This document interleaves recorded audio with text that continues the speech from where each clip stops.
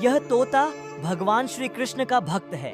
तोता एक दिन कुछ सामान खरीदने गया था, तभी उसे रास्ते में एक चमकती हुई दिव्य शक्ति दिखाई देती है। तोता उसे दिव्य शक्ति को उठाकर भगवान श्री कृष्ण के चरणों में रख देता है और फिर उसे दिव्य शक्ति से सोने के सिक्के की बरसात होने लगती है। अब तोता काफी अमीर हो जाता है। तभी कौवा उसे दिव्य शक्ति को उठाकर भाग जाता है। तभी अचानक से रास्ते में दिव्य सांप आ जाते हैं और कौवे से वह दिव्य शक्ति छीन लेते हैं। और फिर भगवान कहने लगते हैं, जो इस वीडियो को लाइक और सब्सक्राइब करेगा उसे पर मेरी ऐसी भी कृपा बनी रहेगी।